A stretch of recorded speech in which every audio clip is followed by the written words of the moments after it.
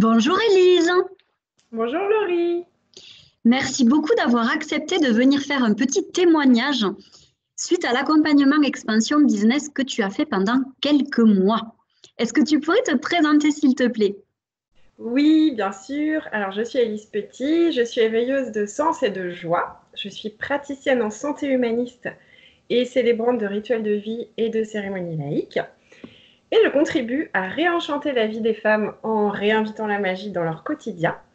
Et je les aide à se reconnecter à leur être profond et à diffuser leur lumière. Merci pour cette belle présentation. Moi, j'adore ta mission. J'adore ton pitch. Je l'adore. Alors, comment était ton entreprise au moment où tu m'as contacté? Est-ce que tu pourrais nous dire quelques mots là-dessus, s'il te plaît? Oui, j'étais une bébé entreprise, une bébé activité. Pour moi, c'est une reconversion. Donc, j'ai commencé à exercer officieusement depuis janvier, lorsque j'ai été certifiée, et j'ai créé vraiment en juin, et je t'ai contactée en mai. Donc, j'en étais, on va dire, au balbutiement, avec pas forcément un alignement très précis, mais avec beaucoup de joie et de la motivation. Mais il me manquait vraiment, on va dire, les outils et le petit coup de boost pour vraiment se lancer de façon sérieuse. De toute façon, je me rappelle bien, en plus, à côté de ça, tu étais salarié encore à ce moment-là. Tout à fait. Ouais. Donc c'était pas évident. Je mettais beaucoup d'énergie dans les deux et c'était pas ok du tout. Tout à fait, tout en étant maman et tout, c'est pas simple de gérer tous ces rôles en même temps. Donc, c'est vrai que ça a été plus simple pour toi de commencer réellement ton activité quand tu as arrêté ton boulot salarié. Ouais, tout à fait. Alors ensuite, pour toi, comment s'est passé l'accompagnement? Très bien, très très bien. Ça a été à la fois un accompagnement très juste et très transformateur. Je dirais aussi que dans les moments où j'avais besoin d'être rassurée, j'étais rassurée. Et dans les moments où j'avais besoin d'être vraiment poussée dans mes retranchements, je l'étais aussi. Et c'était vraiment toujours très juste. En tout cas, moi, je l'ai vraiment vécu comme quelque chose de fluide. Même si ça bousculait par moments, je sentais vraiment qu'il y avait des évolutions qui se passaient et c'était vraiment, vraiment, vraiment intéressant, transformateur, quoi. Merci. Et quels ont été pour toi les moments forts de l'accompagnement? Alors, je dirais en tout premier le fait que dès le début de l'accompagnement, tu me prouves, que tu me montres que c'était possible d'équilibrer vie pro, vie perso, que la vie pro faisait partie de la vie perso, que c'était pas séparé, et que c'était possible de trouver un équilibre sans travailler 70 heures par semaine, et d'avoir une approche holistique du business, une approche holistique, tout simplement en fait de la vie, quoi. Je le savais au fond de moi, mais d'avoir cette confirmation extérieure, c'était vraiment important pour moi. Donc ça a été fort. Et je dirais le tout premier rendez-vous, enfin les 3 heures qu'on a passées ensemble, avec ce réalignement-là qui a été vraiment très fort, qui m'a permis de m'autoriser à être ce que je suis vraiment et à l'assumer. C'est encore en cours, hein, mais ça a remis les choses vraiment. Je me suis sentie axée. Tu t'es reconnecté à la petite fée à l'intérieur de toi. Oui.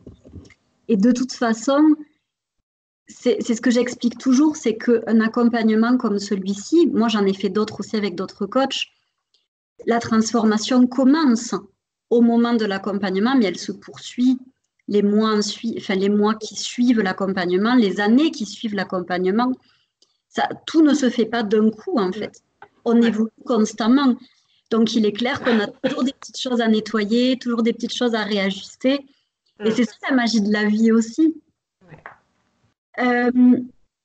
Pour toi, qu'est-ce que ça t'a apporté concrètement au niveau pro et perso, cet accompagnement? Alors, je dirais au niveau personnel, vraiment une meilleure connaissance de moi et d'avoir plus de clarté sur mes valeurs, plus de clarté sur mes objectifs de vie. Oui. je vivais dans un espèce de flou monumental quand même, hein, il faut le dire, qui sont liés aussi à des circonstances de vie, mais vraiment, ça m'a vraiment permis, au niveau personnel déjà, d'être plus précis sur ce que j'avais envie et d'assumer voilà, ces envies-là.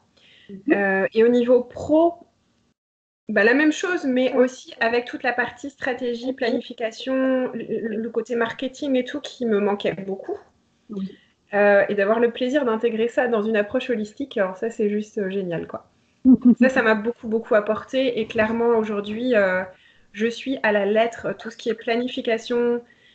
Et ça a changé un peu ma vie quand même. Au niveau de la productivité, de l'efficacité, c'est juste rien à voir, quoi. C'est tellement important. Je n'arrête pas de le dire, c'est tellement important. Ouais. Bravo d'avoir mis ça en place. C'est bien. Et comment tu te sens depuis la fin de l'accompagnement, et depuis, je te dirais, même le milieu de l'accompagnement, parce que bon, c'est pas que la fin, c'est comment tu te sens depuis tout ça? Je dirais alors beaucoup plus confiante dans l'avenir de mon activité.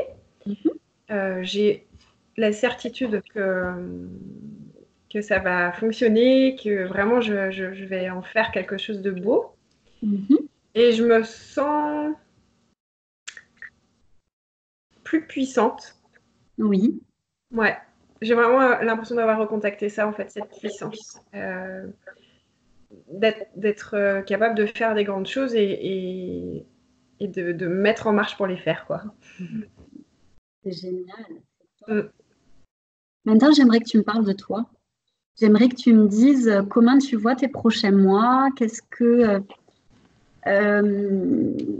est l'offre en fait qui te fait le plus vibrer, que tu aimerais partager avec nous. Voilà, parle-nous de toi. Oui, alors, comme tu le sais, moi, ce qui me fait vibrer, ce sont les rituels de vie. C'est le côté, la possibilité de réinviter le sacré dans le quotidien. Et ce qui m'a vraiment poussée à développer cette activité, c'était l'envie d'accompagner dans les moments difficiles, mais aussi dans les moments joyeux, marquants de l'existence. Et de de recontacter la joie. Et moi, en tout cas personnellement, je l'ai fait dans ma vie grâce aux rituels, grâce des rites de passage que j'ai réinventés pour moi-même. Et j'ai découvert que c'était vraiment très puissant. Et donc, voilà, c'est cette offre en rituel, en accompagnement et en rituel de vie, c'est vraiment une offre importante pour moi parce que je l'ai testée tout d'abord avec des amis, bien sûr, et j'ai vu ce que ça pouvait apporter comme transformation, cet accompagnement. Et il a un côté vraiment magique, tout simplement. Et bien sûr, ça se fait pas comme ça, mais ce qui est très beau dans l'histoire, c'est que c'est vraiment une co-création. Et donc, c'est vraiment, je sais pas, j'ai envie de dire que c'est vraiment quelque chose qui se situe entre la psychothérapie et la spiritualité, mais c'est ni l'un ni l'autre. Et c'est surtout un outil très créatif et puissant d'écologie intérieure. C'est ça que je pourrais dire. Et ça, le rituel, il laisse une empreinte profondément positive pour celui qui le vit, et que ce soit un rituel pour traverser un moment difficile ou un rituel pour fêter et célébrer voilà, quelque chose de joyeux. En tout cas, ça laisse une empreinte extrêmement positive et une empreinte cellulaire, en fait. Et donc, c'est quelque chose qui s'intègre, qui s'infuse et qui donne du sens aux étapes de vie. Et d'ailleurs, est-ce que tu pourrais nous donner des exemples d'étapes de vie qu'on peut symboliser par des rituels? Oui, tout à fait. Alors, le premier exemple qui me vient, et que c'est un des premiers que j'ai célébré, c'était à l'occasion d'un enterrement de vie de jeune fille. Pour une amie qui n'avait pas du tout envie de le fêter comme on peut le faire traditionnellement. Elle voulait vraiment une connexion forte avec les femmes de son entourage. Et je lui ai proposé d'organiser un cercle de femmes donc sur une plage. Elle a choisi l'endroit et donc l'idée c'était vraiment de célébrer ses connexions profondes avec ses amis dans ce passage où elle allait devenir l'épouse de quelqu'un et de construire une nouvelle vie, une nouvelle étape de vie. Donc ça peut être à cette occasion-là, un enterrement de vie de jeune fille, pas comme les autres du coup, mais qui est un passage très important.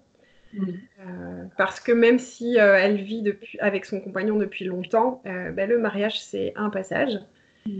Et cet avant-mariage, il était important pour elle. Voilà. Ce que je veux dire aussi, c'est que du coup, il y a des passages de vie qui sont, on va dire, socialement reconnus, comme la naissance, le mariage, la mort. Mais il y a aussi toutes vos périodes de vie, vos transitions de vie, qui, de votre point de vue, sont importantes. Et il n'y a pas besoin que ce soit reconnu socialement, mais si vous, c'est important d'honorer cette étape de vie, eh bien, on peut faire un rituel. Et du coup, je peux aussi donner un exemple d'une personne qui avait qui a un handicap physique, donc toute une partie de sa vie a fait l'impasse sur son corps et qui a favorisé tout ce qui était intellectuel, et qui s'est rendu compte que c'était pas OK du tout. Et donc, pour reconnecter avec cette partie-là physique de son être, eh bien, nous avons fait un rituel pour reconnecter en fait le physique, les émotions et le mental, et accepter ces trois parties-là. Donc, c'était un rituel du coup qui était un rituel très personnel et qui a été célébré juste avec elle et moi en support. Mais c'est quelque chose qui s'est vécu à l'intérieur d'abord, pas forcément avec des techniques. C'est beau. C'est vrai que c'est des choses auxquelles on ne pense pas, mais c'est vrai que c'est tout aussi important de faire des rituels comme ça aussi pour se reconnecter à des parties de nous qu'on a peut-être oubliées. Ça peut même peut-être être à la petite fille intérieure ou à... C'est vrai qu'il peut y avoir tellement d'exemples. Tu m'en avais donné plein quand je t'accompagnais. Tu m'avais parlé aussi de quand on entrait dans une nouvelle maison. Ça peut être aussi, tu m'avais dit, en période de séparation aussi. On n'y pense pas toujours, mais les périodes de séparation, pas que les deuils. Il y a plein de choses qu'on peut célébrer, qu'on peut, quand je dis célébrer, c'est pas forcément célébrer joyeusement, mais qu'on peut en tout cas ritualiser. Ouais, honorer. Voilà, honorer, tout à fait. Et c'est vrai que moi, c'est ton offre aussi que je préfère. Hein. Je la trouve tellement unique et tellement toi que je ne peux que conseiller à tout le monde de prendre contact avec toi pour la faire parce que c'est beau, c'est une très belle offre que tu proposes. Est-ce que tu as quelque chose à rajouter? J'ai envie de rajouter que mes accompagnements, ils sont vraiment nourris de mon expérience personnelle et que, comment dire, j'y mets beaucoup d'amour, bien sûr. L'idée, c'est avant tout de s'adapter à la demande, à l'objectif de la personne. Et que l'accompagnement, il peut prendre plusieurs formes dans la création de ce rituel. Il peut aussi prendre du temps comme peu de temps. C'est très, très variable, en fait, tout simplement. C'est quelque chose qui... c'est une co-création. Donc, ça reste une création. Et moi, j'ai une part, mais la personne qui demande le rituel a aussi une part très importante. Et ce qui est chouette, c'est que du coup... la personne, elle prend sa responsabilité en fait, d'aller mieux et de traverser ça et voilà, de façon, de belle façon. Merci pour tout ça. Moi, en tout cas, je te remercie pour ce bel accompagnement que j'ai fait avec toi. C'était beau, c'était parfois émouvant, parfois rigolo, parfois c'était génial. Moi, j'ai vraiment pris beaucoup de plaisir à t'accompagner et je sais que tu peux apporter tellement de belles choses dans le monde que voilà, enfin, je crois très fortement en toi, tu le sais. Et maintenant, je te souhaite une belle expansion, que tu continues vraiment à grandir, à faire grandir ton entreprise. Merci Laurie, merci. Donc, je te fais plein de bisous. Merci encore pour ce témoignage, hein. Tous ceux qui souhaitent bénéficier de cet accompagnement, n'hésitez pas à me contacter. Il y a la possibilité de faire un rendez-vous découverte gratuit et sans engagement. Et tout ça, on peut le voir sur mon site. Et si vous souhaitez contacter Élise, vous verrez aussi également le lien vers son site dans la bio ou dans les commentaires, en fait, dans le post. N'hésitez vraiment pas à la contacter. Vous verrez, c'est une petite fée mêlée à une petite et gentille sorcière. Plein de bisous, ma belle Élise. Et plein de bisous à tout le monde et très belle fin de journée. À bientôt. À bientôt.